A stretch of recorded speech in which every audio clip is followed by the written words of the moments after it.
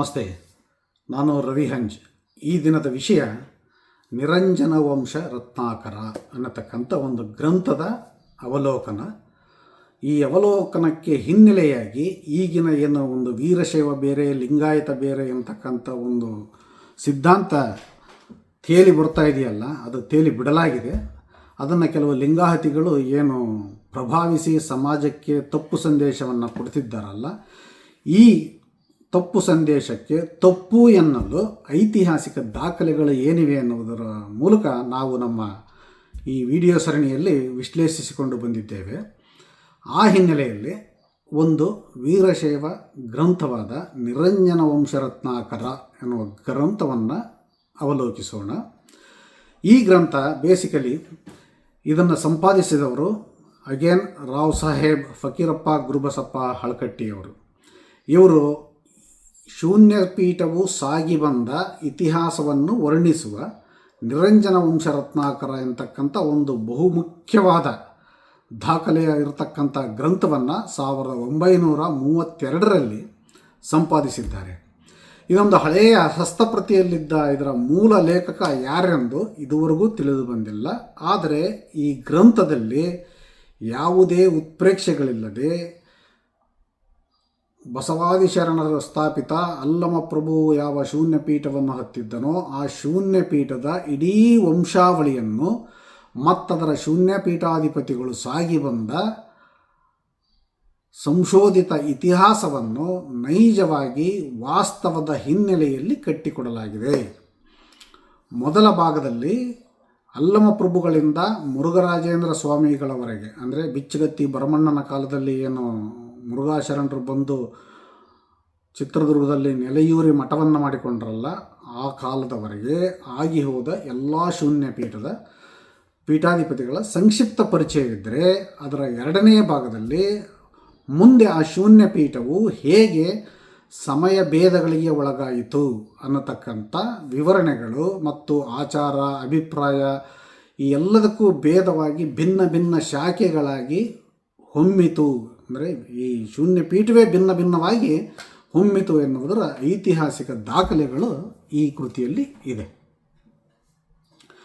ಇದನ್ನು ನಾವು ಸಂಕ್ಷಿಪ್ತವಾಗಿ ಹೇಳಬೇಕು ಅಂದರೆ, ಭಾಗ 1ರ ಸಂಕ್ಷಿಪ್ತ ವಿವರಣೆಯಲ್ಲಿ ಏನಿದೆಯಪ್ಪ ಅಂದರೆ, ಅಲ್ಲಮ ಪ್ರಭು, ಚನ್ನಬಸವಣ್ಣ ಮತ್ತು ಸಿದ್ದರಾಮರು ಶೂನ್ಯಪೀಠದ ಮಠಾಧಿಪತಿಗಳಾದ ನಂತರ ಅದಕ್ಕೆ ಅನಾದಿಗಣನಾಥ, ಆದಿಗಣೇಶ್ವರ, ನಿರ್ಮಾಯ ಗಣೇಶ್ವರ, ನಿರಂಜನ ಸ್ವಾಮಿಗಳು, ಜ್ಞಾನಾನಂದ ಸ್ವಾಮಿಗಳು, ಆತ್ಮಗಣವರರು, ಅಧ್ಯಾತ್ಮಗಣನಾಥ, ರುದ್ರಮುನಿ ಸ್ವಾಮಿ, ಬಸವಪ್ರಭು ಸ್ವಾಮಿಗಳು, ಆದಿಲಿಂಗ ಸ್ವಾಮಿಗಳು, ಚನ್ನವೀರ ಸ್ವಾಮಿಗಳು, ಗೋಸಲ ಸಿದ್ದೇಶ್ವರ ಸ್ವಾಮಿಗಳು, ಶಂಕರಾಚಾರ್ಯ ಸ್ವಾಮಿಗಳು, ದಿವ್ಯಲಿಂಗ ಸ್ವಾಮಿಗಳು ಮತ್ತು ಗೋಸಲ ಶ್ರೀ ಚನ್ನಬಸವರಾಜೇಂದ್ರರ ನಂತರ ತೋಂಟದ ಸಿದ್ಧಲಿಂಗ ದೇಶಿಕೇಂದ್ರ ಸ್ವಾಮಿಗಳು ಆಗಿ, ಅವರ ನಂತರ ನಿರಕ್ಷರ ಬೋಳು ಬಸವೇಶ್ವರ ಸ್ವಾಮಿಗಳು, ನಂತರ ಗುಮಳಾಪುರದ ಗಡ್ಡದ ಸಿದ್ಧವೀರಣ್ಣ ಸ್ವಾಮಿಗಳು, ಗೂಳೂರು ಸಿದ್ಧವೀರ ರಾಜೇಂದ್ರ ಶಿವಯೋಗಿಗಳು, ಗಗನದಾರ್ಯ ಸ್ವಾಮಿಗಳು, ಕಟ್ಟಿಗೆಹಳ್ಳಿ ಸಿದ್ಧವೀರ ಸ್ವಾಮಿಗಳು, ಅವರ ನಂತರ ಮುರುಘರಾಜೇಂದ್ರ ಸ್ವಾಮಿಗಳು ಶೂನ್ಯಪೀಠವನ್ನು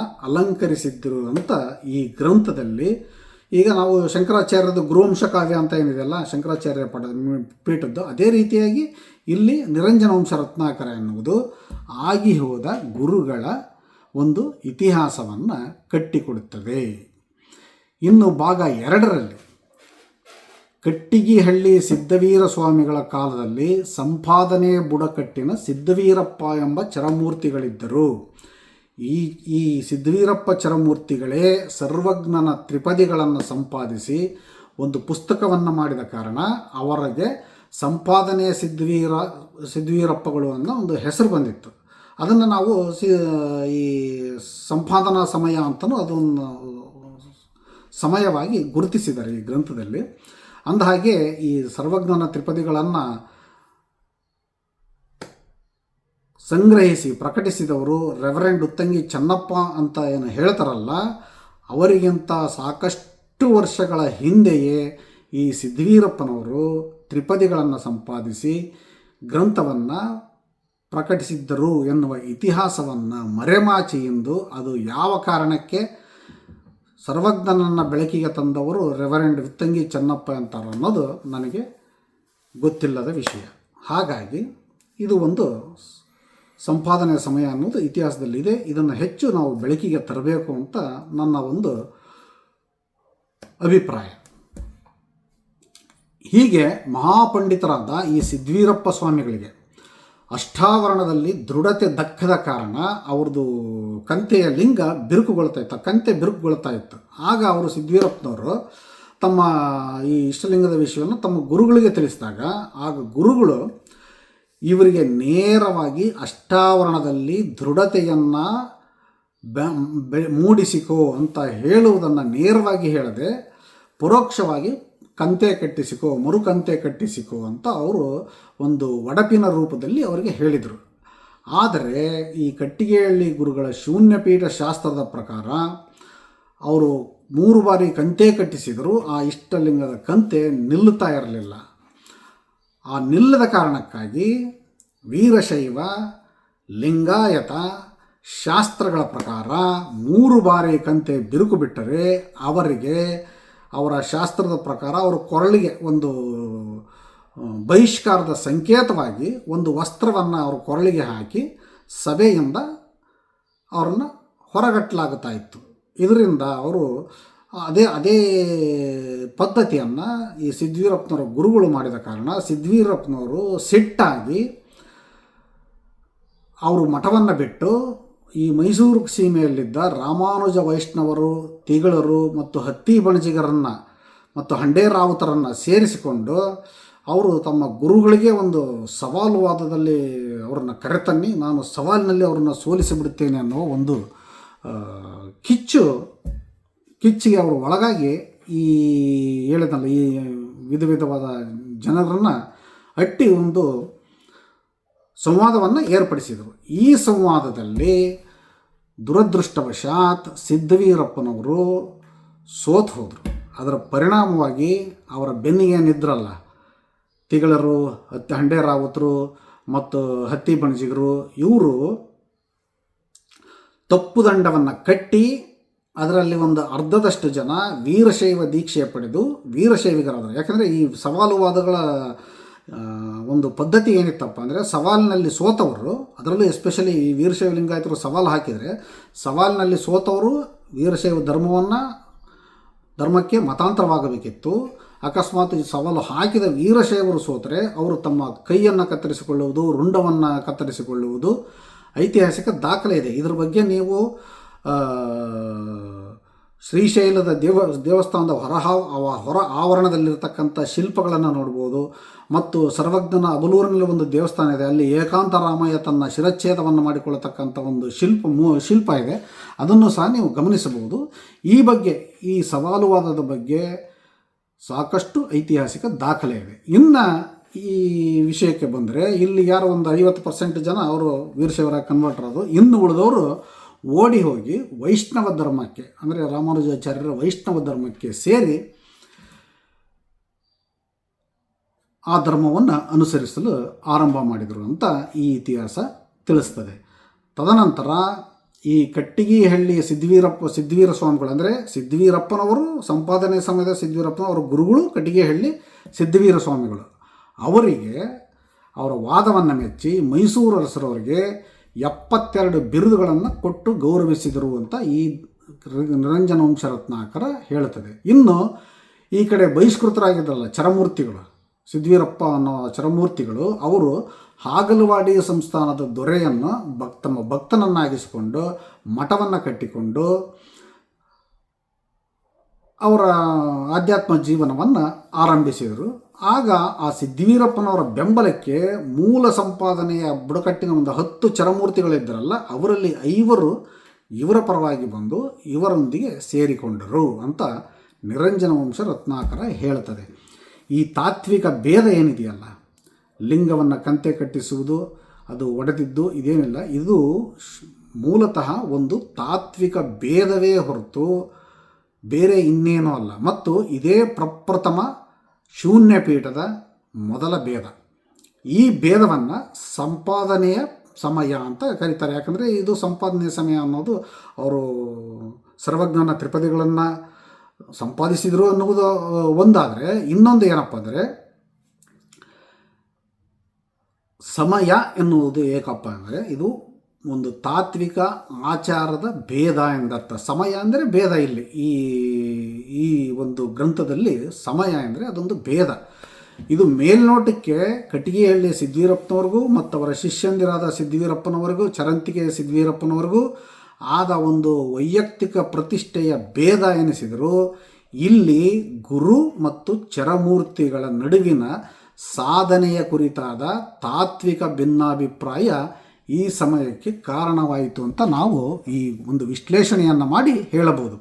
ಯಾಕಪ್ಪ ಅಂದರೆ ಈ ಭೇದವನ್ನು ನೀವು ಸೂಕ್ಷ್ಮವಾಗಿ ಗಮನಿಸಿದರೆ ಸಿದ್ವೀರಪ್ಪನವರ ಸಾಧನೆಗೆ ಲಿಂಗವು ಅವಶ್ಯಕವೇ ಅಂತ ಅವರಲ್ಲಿ ಒಂದು ಭಾವನೆ ಮೂಡಿತ್ತು. ಯಾಕಪ್ಪ ಅಂದರೆ ಅರುಹಿಗಿಂತ ಕುರುಹು ಮುಖ್ಯವೇ ಎಂಬ ನಿಲುವು ಆ ಸಿದ್ವೀರಪ್ಪನವ್ರದ್ದಾಗಿತ್ತು.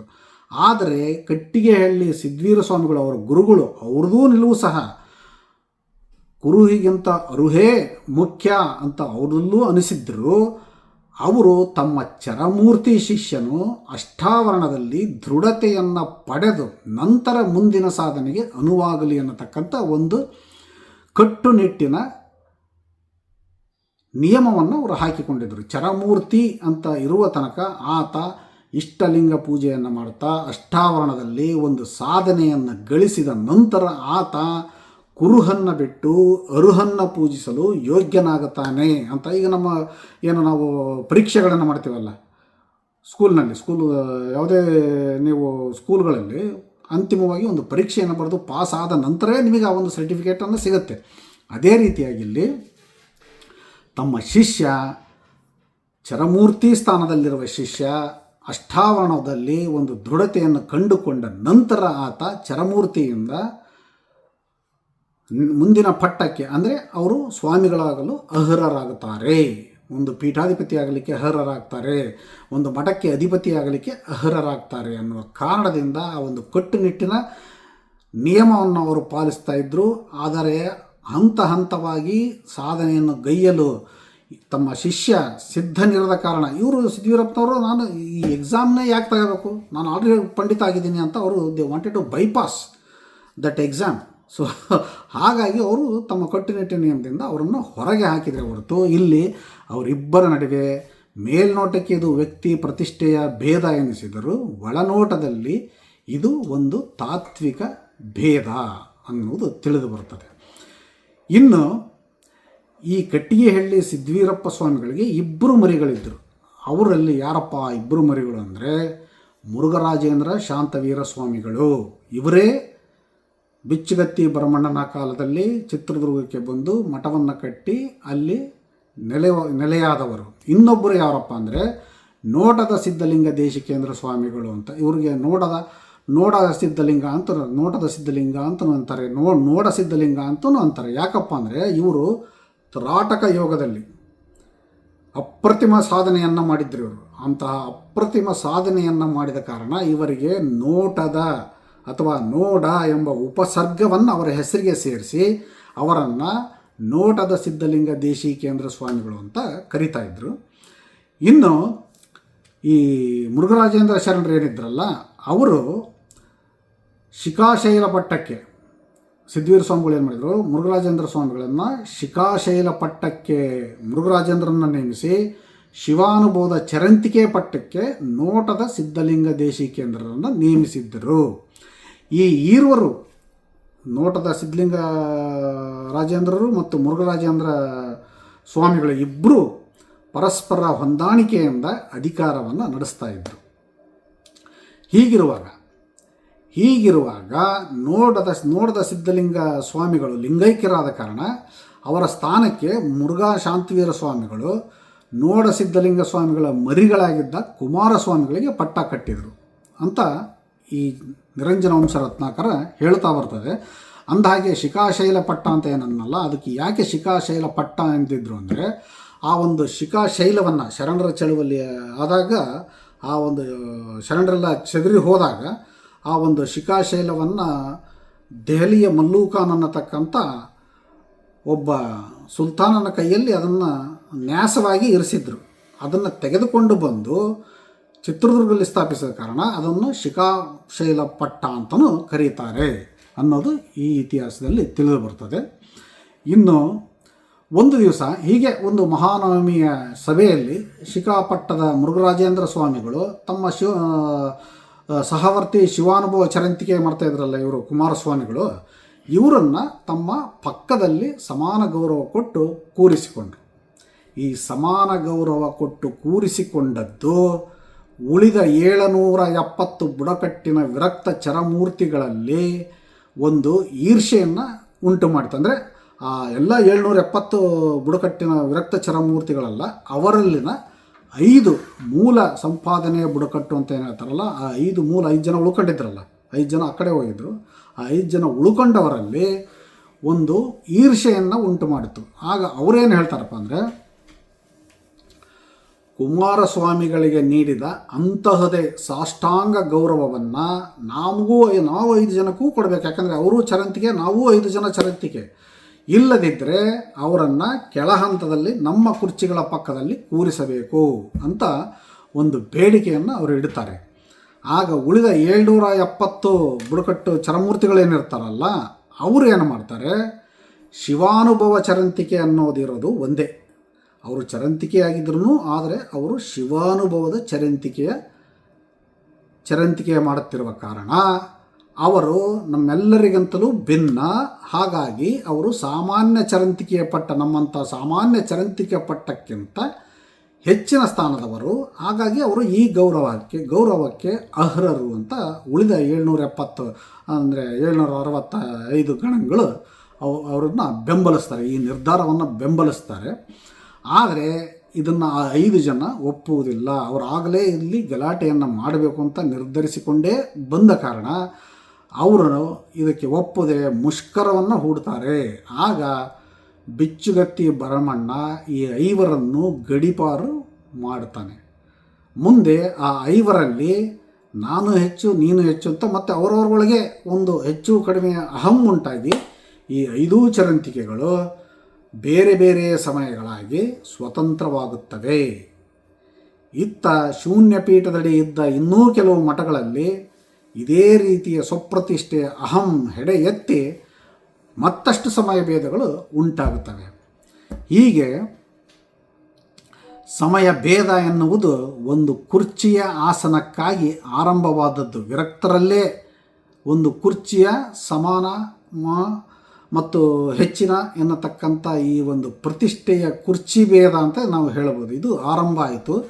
ಇದು ಈಗ ಹೇಳ್ತಾರಲ್ಲ, ಪಂಚಪೀಡಿತರಿಗೆ ಎತ್ತರದ ಕುರ್ಚಿ ಯಾಕೆ ಹಾಕಬೇಕು ಅಂತ, ಆ ರೀತಿಯ ಒಂದು ಸ್ಥಾನಮಾನದ ಒಂದು ಪದ್ಧತಿ, ಆ ಒಂದು ಏನು ಪದೋನ್ನತಿಗಳಿದ್ದಾವೆ. ಇಲ್ಲೂ ಈಗ DC ಅಂದರೆ ಆತನಿಗೆ ಒಂದು ಸ್ಪೆಷಲ್ ಚೇಂಬರ್ ಇರುತ್ತೆ, ಅಲ್ಲಿ ಇರತಕ್ಕಂಥ ಕಾರ್ಕೂನನಿಗೆ ಕುರ್ಚಿನೇ ಇರೋದಿಲ್ಲ. ಆಯಾಯ ಒಂದು ಸ್ಥಾನಮಾನಗಳಿಗೆ ತಕ್ಕಂತೆ ಕುರ್ಚಿಗಳು ಆಸನಗಳನ್ನು ಆಗ ಹಾಕ್ತಾ ಇದ್ದರು. ಅದು ಒಂದು ಧರ್ಮಸಭೆ ಎಂದಾಗ ಆ ರೀತಿಯ ಒಂದು ಪ್ರೋಟೋಕಾಲ್ ಅಂತ ನಾವೇನು ಹೇಳ್ತೀವಲ್ಲ, ಆ ಪ್ರೋಟೋಕಾಲನ್ನು ಮೇಂಟೈನ್ ಮಾಡ್ತಕ್ಕಂಥದ್ದು ಸ್ವಾಮಿಗಳಲ್ಲೂ ಇತ್ತು ಅಂತ ಇದರಿಂದ ತಿಳಿದು ಬರ್ತದೆ. ಮತ್ತು ಈ ಸ್ವಯಂ ಪ್ರತಿಷ್ಠೆಯ ಕಾರಣದಿಂದ ಇವು ಮುಂದೆ ಒಡೆಯುತ್ತಾ ಹೋಗಿ ಬೇರೆ ಬೇರೆ ಸಮಯ ಭೇದಗಳು ಅದವು ಅಂತ ತಿಳಿದು ಬರ್ತದೆ. ಮುಂದೆ ಏನಾಯ್ತಪ್ಪ ಅಂದರೆ, ಮತ್ತೆ ಇವರೆಲ್ಲರೂ ಈ ಎಲ್ಲ ಸಂಘಗಳು ಮತ್ತೆ ಒಂದಾಗ್ಬಿಟ್ರು. ಮತ್ತೆ ಒಂದಾಗಿ ಸಂಪಾದನಾ ಸಮಯ, ಮುರುಘಾ ಸಮಯ, ಕುಮಾರ ಸಮಯ, ಕೆಂಪಿನ ಸಮಯ ಮತ್ತು ಚೀಲಾಳ ಸಮಯ ಅಂತ 5 ಪ್ರಮುಖ ಸಮಯಗಳಾಗ್ತವೆ. ಅಂದರೆ 106 ಆಗಿದ್ವಲ್ಲ, ಅವೆಲ್ಲ ಮತ್ತೆ ಒಗ್ಗೂಡಿ ಪ್ರಮುಖವಾಗಿ 5 ಸಮಯಗಳು ಆಗ್ತವೆ. ಆ ಸಮಯಗಳಲ್ಲಿ ಮತ್ತೆ ಮುಂದೆ ಸಂಪಾದನಾ ಸಮಯ ಮತ್ತು ಕೆಂಪಿನ ಸಮಯ ಮತ್ತು ಚೀಲಾಳ ಸಮಯ ಇವು 3 ವಿಲೀನವಾಗುತ್ತವೆ. ಮುರುಘಾ ಸಮಯದ ಮೂಲ ಚಿತ್ರದುರ್ಗ ಮಠವಾದರೆ ಕುಮಾರ ಸಮಯದ ಮೂಲ ಸೋದೆ ಮಠ, ಜಡೇದ ಮಠ ಅಂತಲೂ ಅವರನ್ನು ಕರೀತಾರೆ. ಮತ್ತು ಚೀಲಾಳ ಸಮಯದ ಮೂಲ ಯಾವುದಪ್ಪ ಅಂದರೆ ಈಗಿನ ಡಂಬಳ ಮಠ. ನಂತರ ಈ ಗದುಗಿನ ತೋಂಟದಾರ್ಯರ ಮಠದಲ್ಲಿ ಅವರ ಮಠವು ತಮ್ಮಲ್ಲಿದ್ದ ಚೀಲಾಳ ತೋಟಪ್ಪ ಸ್ವಾಮಿಗಳ ದೆಸೆಯಿಂದ, ಈ ಗದುಗಿನ ತೋಂಟದಾರ್ಯರ ಮಠದಲ್ಲಿ ಚೀಲಾಳ ತೋಟಪ್ಪ ಸ್ವಾಮಿಗಳ ದೆಸೆಯಿಂದ ಆ ಮಠ ತೋಂಟದಾರ್ಯ ಮಠ ಅಂತ ಹೆಸರಾಗಿದೆ ಹೊರತು ಅವರಿಗೂ ಯಡಿಯೂರು ಸಿದ್ಧಲಿಂಗೇಶ್ವರ ಸ್ವಾಮಿಗಳಿಗೂ ಯಾವುದೇ ಸಂಬಂಧ ಇಲ್ಲ. ಅವರು ತೋಂಟದಾರ್ಯ ಅಂತ ಅನ್ನಿಸ್ಕೊಂಡಿದ್ದು ಯಡಿಯೂರು ಸಿದ್ಧಲಿಂಗೇಶ್ವರರಿಂದಲ್ಲ, ಚೀಲಾಳ ತೋಟಪ್ಪ ಸ್ವಾಮಿಗಳ ದೆಸೆಯಿಂದ ಅದು ತೋಂಟದಾರ್ಯ ಮಠ ಎಂದು ಕರೆಯಲಾಗುತ್ತದೆ ಅನ್ನತಕ್ಕಂಥದ್ದು ಐತಿಹಾಸಿಕ ಸಂಗತಿ ಈ ನಿರಂಜನ ವಂಶ ರತ್ನಾಕರದಿಂದ ತಿಳಿದು ಬರುತ್ತದೆ. ಈ ಎಲ್ಲ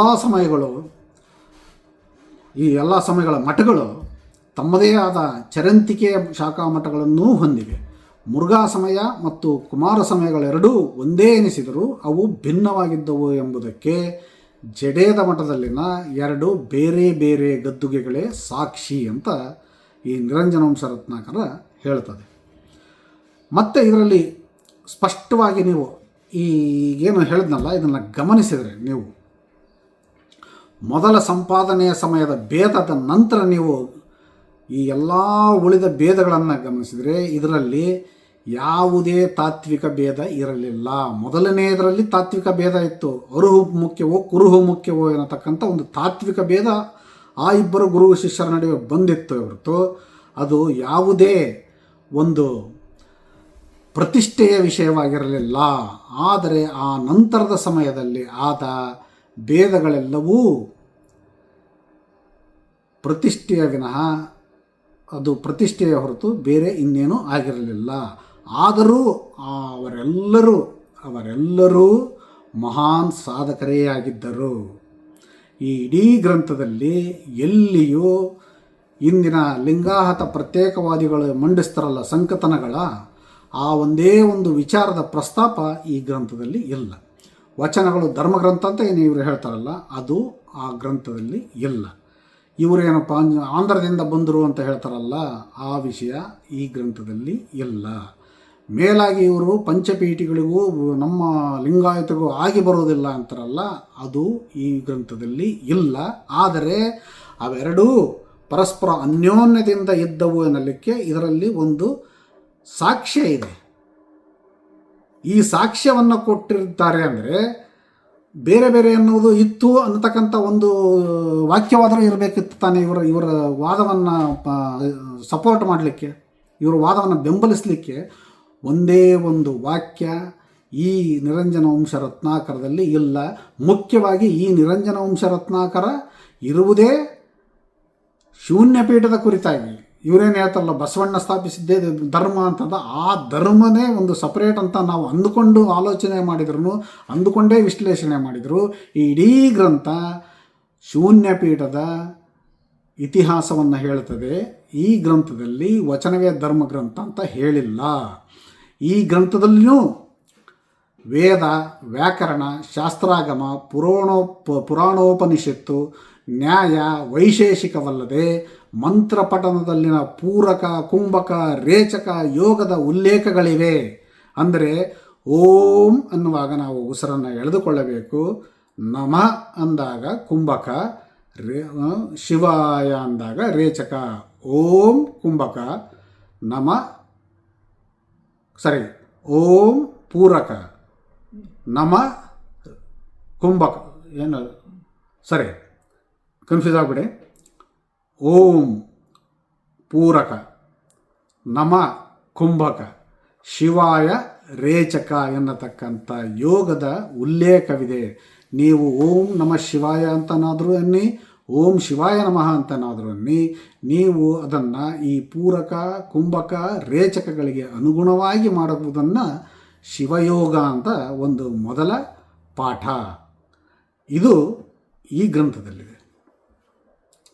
ಇನ್ನು ವಚನಗಳ ಆಧಾರದ ಮೇಲೆ ಈ ಗ್ರಂಥದಲ್ಲಿ ಯಾವುದೇ ಧಾರ್ಮಿಕ ತಾತ್ಪರ್ಯವನ್ನು ಉಲ್ಲೇಖಿಸಿಲ್ಲ. ಶೂನ್ಯಪೀಠಕ್ಕೂ ಮುಂಚಿನ ವೀರಶೈವ ಪೀಠಗಳ ಕುರಿತು ಯಾವುದೇ ದ್ವೇಷದ ಮಾತಾಗಲಿ ವೈರತ್ವವಾಗಲಿ ಎಲ್ಲಿಯೂ ಇಲ್ಲ. ಇನ್ನು ಇದಕ್ಕೆ ಪೂರಕವಾಗಿ ಇವೆರಡು ಪಂಚಪೀಠಗಳು ಮತ್ತು ವಿರಕ್ತ ಪೀಠಗಳು ಅನ್ಯೋನ್ಯವಾಗಿದ್ದುವು ಎನ್ನಲಿಕ್ಕೆ ಹಳೇಬೀಡಿನ ಮಠವೊಂದರ ವ್ಯಾಜ್ಯದ ಕುರಿತು ಒಂದು ಪ್ರಸ್ತಾಪದಲ್ಲಿ ಈ ಗ್ರಂಥದಲ್ಲಿ ಶ್ರೀರಂಭಾಪುರಿ ವೀರಸಿಂಹಾಸನಕ್ಕೆ ಕಾರಣಕರ್ತರಾದ 8 ಜಡೆಯ ಸೋಮಶೇಖರ ಸ್ವಾಮಿಗಳವರು ಶ್ರೀಮತ್ ಪರಮೇಶ್ವರನ ಅರ್ಧಾಂಗಿಯಾದ ಉಮಾದೇವಿಯವರ ಮೇಲುದಿನ ಪರಮೇಶ್ವರನು ಸಕಲ ದೇವತೆಗಳೊಡನೆ ಮೂರ್ತವ ಮಾಡಿದ ಸಭಾಮಧ್ಯದಿ ಭೃಂಗೀಶ್ವರನವಾದಧಿಂ ಸಂಚಲತ್ವದಿ ನೊಗೆದ ಚಂದ್ರದ್ರೋಣ ಪರ್ವತದ ಸಮೀಸದಿ ಇರ್ದ ಗಾಳಿ ಪೂಜೆಯ ಗಿರಿಯ ಸಿದ್ಧಕುಲ ಶಿಖಾಮಣಿಗಳಾದ ಶಟುಸ್ಥಲ ಪ್ರಭು ವಂಶೋದ್ಭವರಾದ ಮುಳ್ಳಕಟ್ಟಿಗೆಯ ಮೇಲೆ ತಪಸ್ಸುಗೈದ ನಿಮಿತ್ತದಿಂ ಪೆಸರು ಪಡೆದ ಮುಳ್ಳಕಟ್ಟಿಗೆಯ ಸ್ವಾಮಿಗಳವರ ಗದ್ದುಗೆಗೆ ಕಾರಣಕರ್ತರಾದ ಹೊಲಿಕೆರೆ ರಾ ಕೆಂಪಿನ ಸಿದ್ದಬಸವ ಅಂತ ಒಂದು ಬರೆದ ಪತ್ರವನ್ನು ಈ ಗ್ರಂಥದಲ್ಲಿ ಉಲ್ಲೇಖಿಸಲಾಗಿದೆ. ಇದು ಏನಪ್ಪ ಹೇಳ್ತದೆ ಅಂದರೆ, ಎಲ್ಲ ಗುರು ವಿರಕ್ತ ಪರಂಪರೆಯ ಸ್ವಾಮಿಗಳು ಸೌಹಾರ್ದದಿಂದಲೇ ಇದ್ದರು ಮತ್ತು ಪಂಚಪೀಠಗಳ ಬಗ್ಗೆ ಉನ್ನತವಾದ ಗೌರವಾದರಗಳನ್ನು ಹೊಂದಿದ್ದರು ಎಂಬುದಕ್ಕೆ ನಿರಂಜನ ವಂಶರತ್ನಾಕರವೇ ಸಾಕ್ಷಿಯಾಗಿದೆ. ಇನ್ನು ಇದರಲ್ಲಿ ಈ ಶಿವಾನುಭವ ಚರಂತಿಗೆ ಪಟ್ಟ ಮತ್ತು ಶಿಖಾಪಟ್ಟ ಅಂತ ಏನು ಹೇಳ್ತಾರಲ್ಲ, ಈ ಎರಡೂ ಸ್ವಾಮಿಗಳು ತರುವಾಯದಲ್ಲಿ 770 ಬುಡಕಟ್ಟಿನ ಚರಮೂರ್ತಿಗಳು, 3000 ವಿರಕ್ತರು ಮತ್ತು ಇವರ ಸೂತ್ರಿಕರಾದ ಪಂಚಾಚಾರ್ಯರು, ಸಕಲ ದೇವಭಕ್ತರು ನೋಡಸಿದ್ಧಲಿಂಗ ಸ್ವಾಮಿಗಳ ತರುವಾಯ ಚರಂತಿಕೆ ಪಟ್ಟಕ್ಕೆ ಕುಮಾರಸ್ವಾಮಿಗಳು, ಶಿಖಾಪಟ್ಟಕ್ಕೆ ಮುರುಘಾಸ್ವಾಮಿಗಳು ಮಾಡಿದ ಕಾರಣ ಮುರುಘಾಸ್ವಾಮಿಗಳು ಸಮ ಮರ್ಯಾದೆ ಕೊಟ್ಟದ್ದು ವಾಸ್ತವವಿದೆ ಎಂದು ಪಂಚಪೀಠ ಮತ್ತು ವಿರಕ್ತ ಪೀಠದ ಸಮನ್ವಯವನ್ನು ಈ ಗ್ರಂಥದಲ್ಲಿ ತೋರಿಸಲಾಗಿದೆ. ಹೀಗೆ ಸಮಗ್ರವಾಗಿ ಯಾವುದೇ ಸಿದ್ಧಾಂತ ಭೇದವಿಲ್ಲದೆ ಕೇವಲ ಮಠಾಧೀಶರ ವೈಯಕ್ತಿಕ ಪ್ರತಿಷ್ಠೆಯ ಜಗಳಗಳ ಕಾರಣ ಈ ಸಮಯ ಭೇದಗಳುಂಟಾಗಿದ್ದವೇ ಹೊರತು ಬೇರೆ ಇನ್ಯಾವ ತಾತ್ವಿಕ ಭೇದಗಳು ಇವರ ನಡುವೆ ಇರಲಿಲ್ಲ. ಮತ್ತು ಇಲ್ಲಿ ಗುರುಗಳು ತಮ್ಮ ಸ್ವಪ್ರತಿಷ್ಠೆಯಿಂದ ಭೇದಗಳನ್ನು ಮಾಡಿದ್ದರು. ಭಕ್ತರಲ್ಲಿ ಯಾವುದೇ ಭೇದಗಳನ್ನು ಗುರುಗಳು ಉಂಟು ಮಾಡಿರಲಿಲ್ಲ, ಭಕ್ತರು ಉಂಟು ಮಾಡಿರಲಿಲ್ಲ. ಈ ವಿವಿಧ ಆಕಾರ, ಲೋಹ, ಮಣ್ಣಿನ ಹಣತೆಗಳಾಗಿಯೂ ಜ್ಯೋತಿಯೊಂದೇ ಎನ್ನುವಂತೆ ಎಲ್ಲರೂ ಸಮಗ್ರವಾಗಿ ಶ್ರೀಮದ್ ವೀರಶೈವವನ್ನೇ ಪ್ರತಿಪಾದಿಸುತ್ತಿದ್ದರು. ಶಕ್ತಿ ವಿಶಿಷ್ಟಾದ್ವೈತ, ಸಿದ್ಧಾಂತ ಶಿಖಾಮಣಿ, ಕರ್ಣಹಸಿಗೆ, ಮಂತ್ರಗೋಪ್ಯ, ಮಿಶ್ರಾರ್ಪಣ, ಸೃಷ್ಟಿವಚನ ಮತ್ತು ವಚನ ಸಾಹಿತ್ಯ ಎಲ್ಲವನ್ನೂ ಶಿವಾನುಭವ ಅಂತ ಬೋಧಿಸ್ತಿದ್ದರು. ಅದರಲ್ಲಿ ಭೇದ ಭಾವ ಯಾವುದನ್ನು ಸ್ವಾಮಿಗಳು ಮಾಡ್ತಿರಲಿಲ್ಲ, ಭಕ್ತರು ಎಣಿಸಿರಲಿಲ್ಲ. ಭಕ್ತರು ಸಹ ಗುರು ವಿರಕ್ತರ ಎಲ್ಲ ಧಾರ್ಮಿಕ ಕಾರ್ಯಗಳನ್ನು ಬೆಂಬಲಿಸಿ ಪಾಲ್ಗೊಳ್ಳುತ್ತಿದ್ದರು. ಹೀಗಿದ್ದಂಥ ವೀರಶೈವದ ಆಧುನಿಕ ಕಾಲದ ಒಂದು ಸಮಯ ಭೇದ ಅಂತ ಹೇಳ್ಬೋದಪ್ಪ ಅಂದರೆ, ಸಾಧು ವೀರಶೈವರು ಹೇಗೆ ಜಾತಿಪೀಠವನ್ನು ಸ್ಥಾಪಿಸಿಕೊಂಡ್ರಲ್ಲ, ಅದು ಸಹ ಒಂದು ಸಮಯ ಭೇದ ಅಂತಂದು ಆ ಸಮಯ ಭೇದಗಳ ಮುಂದುವರಿಕೆ ಅಂತ ನಾವು ಅಂದುಕೊಳ್ಳಬಹುದು.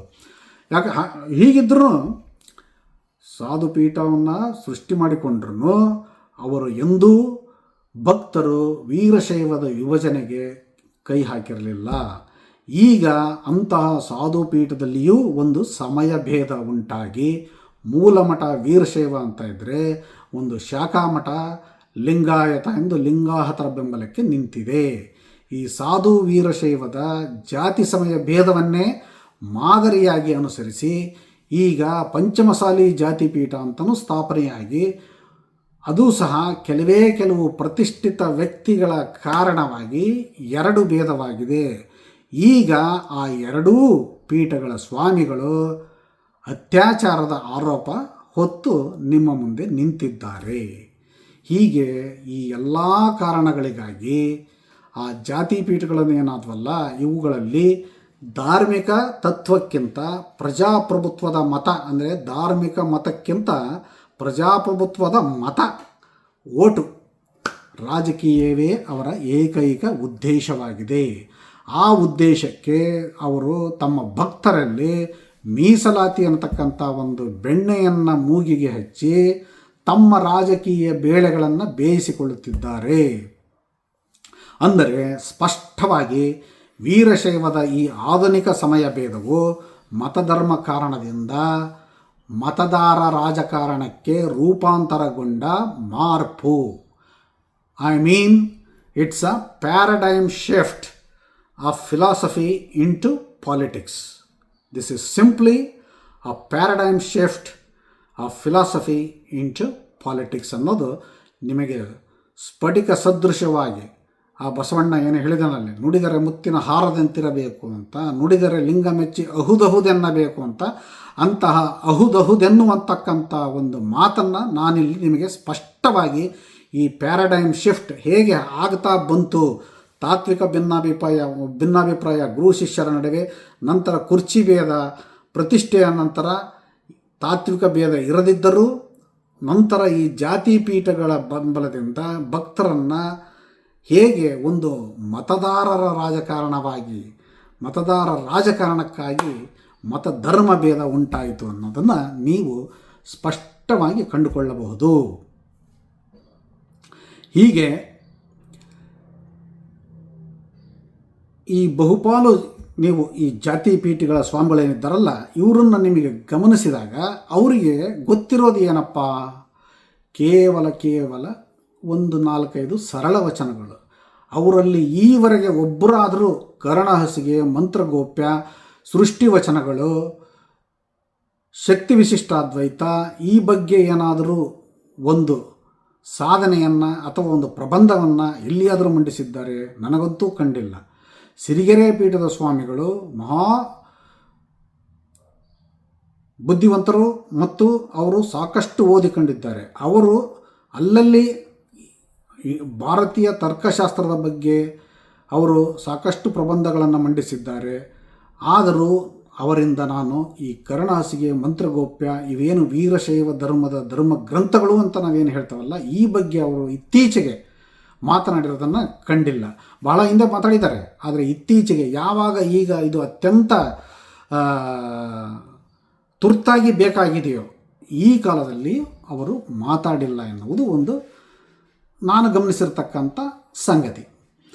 ಹೀಗೆ ಆಮೇಲೆ ಇನ್ನು ಉಳಿದಂಥ ಏನೋ ಜಾತಿ ಪೀಠಗಳಿದ್ದಾರಲ್ಲ, ಅವ್ರನ್ನ ಬಿಟ್ಟುಬಿಡಿ, ಅವ್ರಿಗೆ ಯಾವುದೇ ಕ್ವಾಲಿಫಿಕೇಷನ್ನೂ ಇಲ್ಲ. ಅವರು ಏನಿದ್ರು ಅವರ ಜಾತಿ ಭಕ್ತರು ಏನು ಬಯಸ್ತಾರೋ ಅದನ್ನು ಈಡೇರಿಸುವುದು ಅವ್ರ ಕರ್ತವ್ಯ ಅಂತ ಅವರು, ನೀವು ನೋಡಿರ್ಬೋದು, ಉಪವಾಸ ಮುಷ್ಕರ ಮಾಡ್ತಾರೆ. ನಮಗೆ ಎಂಥದ್ದು ಅದೇನು, ನನಗೆ ಈ ಮೀಸಲಾತಿ ಬಗ್ಗೆ ಅಷ್ಟಾಗಿ ಗೊತ್ತಿಲ್ಲ. ಅವರೇನೋ ಬಿ ಕೊಡಿ, ಸಿ ಕೊಡಿ, ಅದು ಕೊಡಿ ಅಂತಾರಲ್ಲ, ಅದು ಅವರು ಅಂಥ ಹೋರಾಟಗಳನ್ನ ಮಾಡ್ತಾರೆ ಹೊರತು ಅವರು ಯಾವುದನ್ನು ಅವರು ಮಾಡಿಲ್ಲ. ಹಾಗಿದ್ದರೆ ಈ ಸನ್ಯಾಸಿ ಎನ್ನುವನು ಹೇಗಿರಬೇಕು? ಅದಕ್ಕೆ ಪರಮ ಸನ್ಯಾಸಿ ಸ್ವಾಮಿ ವಿವೇಕಾನಂದರು ಹೇಳ್ತಾರೆ, ಸನ್ಯಾಸಿ ಎಂದರೆ ಯಾರು ಕಾವಿ ತೊಟ್ಟು ಪ್ರಪಂಚ ಮತ್ತು ಪ್ರಾಪಂಚಿಕ ಬಂಧಗಳನ್ನು ತೊರೆದು ತಮ್ಮ ಜೀವನವನ್ನು